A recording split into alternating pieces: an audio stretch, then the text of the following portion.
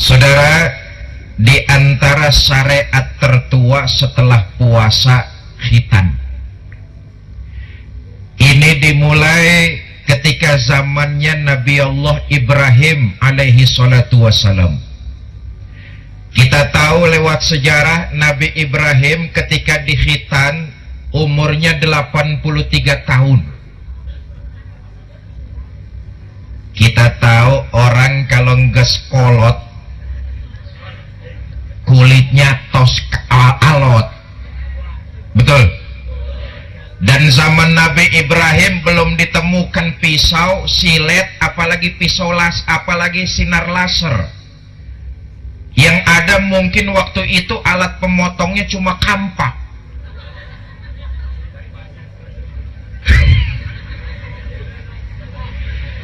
Tapi karena ini perintah Allah, dijalankan dengan hati yang ikhlas mengharap ridho Allah oleh Nabi Allah Ibrahim alaihi salatu wassalam. Syariat ini kemudian diteruskan kepada nabi-nabi sesudahnya sampai junjungan kita baginda Nabi besar Muhammad sallallahu alaihi wasallam, dan diteruskan kepada kita umatnya. Apa hikmah yang terkandung dalam khitan? Ini saja yang mau saya sampaikan. Mudah-mudahan pidato saya malam ini selesai dalam waktu 5 menit. Nah, bapak dan ibumu sayang kepadamu. Bapak dan ibumu cinta kepadamu. Tapi khitan ini perintah Allah. Bapak lebih sayang dan lebih cinta kepada Allah, maka kamu harus bapak khitan, nak. Apa artinya? Sejak sedini mungkin orang-orang tua muslim sudah menanamkan nilai iman, lebih sayang dan cinta kepada Allah lewat perintah khitan, maka anak-anak muslim dikhitankan sedini mungkin. Sebagai orang tua kita tentu sayang kepada anak. Sebagai orang tua kita cinta kepada anak, tapi kita lebih sayang dan cinta kepada Allah. Ini syariat harus dijalankan. Artinya orang-orang tua muslim sudah sejak sedini mungkin menanamkan nilai iman ke dalam hati anak-anaknya. Iman adalah modal utama manusia hidup di alam dunia ini untuk bahagia.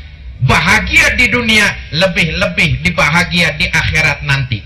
Karena iman kita hidup, untuk iman kita berbuat. Dan dalam menggenggam iman, kita ingin kembali menghadap Allah subhanahu wa ta'ala. Sejak anak masih usia dini, orang tua muslim sudah menanamkan iman. Saudara, zaman boleh berubah, akidah jangan sampai goyah. Zaman boleh silih berganti, tapi keyakinan jangan sampai mati. Inilah nilai-nilai iman yang harus kita wariskan kepada anak-anak kita, generasi Islam di masa yang akan datang. Bapak Ibu, saudara-saudara, kalau iman mantap, jiwanya penuh dengan nilai-nilai keyakinan, maka jelaslah dalam kehidupan di alam dunia ini, iman bisa mengimbangi kita. Paling tidak, kalau jiwa mantap dengan keyakinan, hati penuh dengan iman, maka hidup di alam dunia bisa mengimbangi. 3 hal paling tidak yang iman mampu mengimbangi dalam hidup dan kehidupan kita. Pertama, iman mampu mengimbangi kreativitas otak manusia. Allah menciptakan makhluk yang bernama manusia, makhluk yang paling sempurna. Bu, laqad khalaqnal insana fi ahsanit. Allah menciptakan manusia, makhluk yang paling sempurna. Enggak percaya, kapan-kapan ibu mampir ke kebun binatang. Di dalam situ banyak ratusan makhluk ciptaan Allah. Betul? Bandingkan sama ibu, kira-kira cakepan mana? Pasti lebih sempurna ciptaan Allah menciptakan manusia diberikan otak, diberikan hati, diberikan pikiran, diberikan perasaan. Makanya makhluk yang bernama manusia itu beda. Malaikat diciptakan Allah, enggak diberikan akal pikiran. Malaikat kerjaannya cuma ibadah saja kepada Allah. Binatang oleh Allah diberikan otak tapi enggak dikasih pikiran. Maka binatang punya otak tapi enggak ada pikiran. Manusia oleh Allah diberikan otak, diberikan hati, diberikan pikiran, diberikan perasaan. Kita lihat sekarang. Dalam Islam, penanaman nilai-nilai iman dimulai dari hati, usia sedini mungkin. Lihatlah, bayi-bayi muslim ketika lahir ke alam dunia, kalimat pertama yang didengar adalah kalimat tauhid, kalimat thayyibah, kalimat pengagungan keesaan Allah lewat suara azan, bukan lewat musik atau nyanyian. Karena itu penanaman nilai iman dimulai sedini mungkin. Apa gunanya? Mengimbangi kreativitas otak manusia. Kita butuh kecanggihan, kita butuh teknologi. Kalau jiwanya kosong, nilai-nilai ajaran agama jauh dalam kehidupannya, maka ilmunya menyebabkan dia makin durhaka kepada Allah Subhanahu wa ta'ala. Ini bahaya. Nabi sudah mengingatkan, manis dada ilman walam yazdad huda lam yazdad minallahi illa bu'da. Siapa orang yang cuma bertambah ilmunya tapi tidak bertambah keyakinan beragamanya, maka ilmunya bisa menyebabkan dia jauh dari jalan Allah Subhanahu wa ta'ala. Na'udzubillah min. Ini namanya orang pinter tapi keblinger. Otaknya penuh dengan ilmu tapi hatinya kosong dari pancaran agama. Pinter tapi keblinger. Ada orang pinter dari Amerika meramalkan tentang kemajuan teknologi. Namanya Arthur Clarke.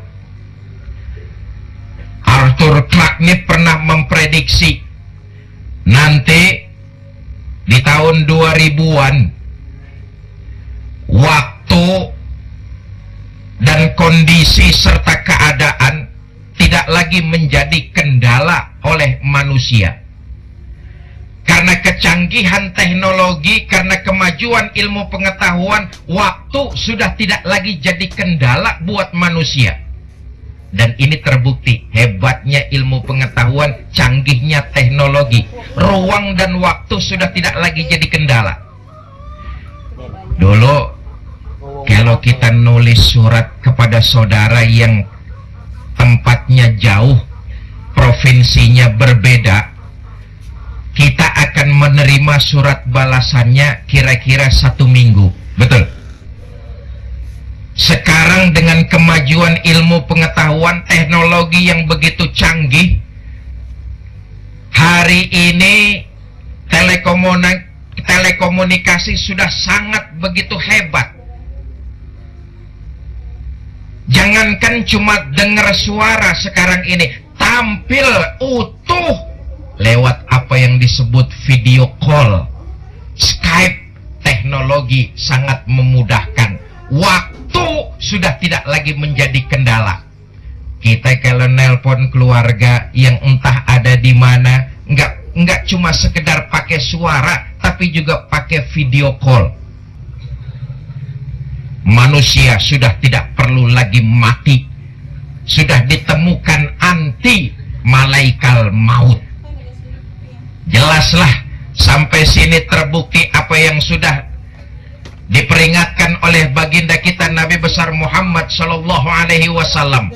Siapa orang yang cuma bertambah ilmu pengetahuan, tidak bertambah nilai-nilai keyakinannya, ilmunya akan menyesatkan dia dan menjauhkan dia dari jalan Allah Subhanahu wa taala. Nauzubillah min. Maka jelas nilai iman mampu mengimbangi kreativitas otak manusia. Yang kedua, iman membuat jiwa jadi hidup, kemudian bergairah untuk menjalankan berbagai macam ibadah. Iman membuat hati kita jadi hidup dan bergairah untuk melaksanakan berbagai macam ibadah. Satu contoh, malam ini Bapak Ibu Saudara hadir ngaji di sini nih, di rumah Pak Jam, dan kehadiran kita di sini landasannya karena iman. Ini disebut ibadah dan mudah-mudahan berlipat ganda pahalanya. Amin. Kalau iman bersemayam di dalam dada, membuat jiwa makin hidup dan bergairah dalam melaksanakan ibadah. Kenapa? Iman membuat kita jadi hidup hatinya. Karena disitulah letak keyakinan bahwa ada hidup sesudah mati, ada akhirat sesudah dunia. Hidup bukan cuma sekedar di alam dunia, tapi hidup ini merupakan bentangan perjalanan yang sangat jauh. Jauh sekali perjalanan kita dan begitu sangat panjang. Iman membuat keyakinan dalam hati, hidup jadi bergairah, memperbanyak nilai-nilai ibadah. Maaf, kata Imam Ghazali, kita ini hidup di alam dunia, perjalanan yang terbentang di depan kita itu sangat panjang. 5 alam sudah kita lewati, 5 alam akan kita lewati, dan setiap alam yang kita singgahi, kita tidak abadi di situ. Malam ini ada nggak yang hidup di alam dunia terus-terusan nih? Ada apa enggak? Semua kita pasti bakalan mati, betul? Maka iman membuat jiwa kita tambah bergairah untuk melaksanakan berbagai macam ibadah. Kenapa? Kita meyakini ada hidup sesudah mati, ada akhirat sesudah dunia. Yang hadir nih calon-calon jenazah semua nih. Calon-calon jenazah. Sok tingali calon dewan, belum tentu jadi anggota dewan. Betul? Oh, sekarang banyak yang stres. Calon dewan belum tentu jadi anggota dewan. Calon jenazah pasti. Betul? Calon menteri, wah banyak saingannya, belum tentu jadi menteri. Calon mati pasti. Calon presiden belum tentu jadi presiden. Kisruh sekarang. Tapi calon mati pasti. Maka kata Imam Ghazali, perjalanan kita yang terbentang ini panjang. Kita harus melewati 5 alam. Ayo lihat, sebelum di alam dunia, kita pernah tinggal di alam ruh. Sebelum Allah menciptakan jasad, Allah sudah menciptakan ruh kita. Kita pernah tinggal di alam ruh. Berapa lama kita tinggal di alam ruh? Wallahu a'lam. Allah saja yang tahu berapa lama kita di sana. Dari alam ruh kita pindah. Musafir kita ini. Nggak ada yang abadi dalam kehidupan. Perjalanan kita masih panjang. Iman yang membuat kita bergairah untuk melaksanakan ibadah. Dari alam ruh pindah kita ke alam rahim. Berapa lama? Di alam rahim kita cuma sebentar, sangat sebentar. Semua kita kan pernah ditinggal di dalam perut ibu kita. Betul ya? Ada yang 7 bulan, namanya bayi prematur. Ada yang 9 bulan 10 hari, namanya bunting normal. Ada yang 2 tahun, bunting kebo, keluar brengosan, kelamaan ngetem di jero tuh.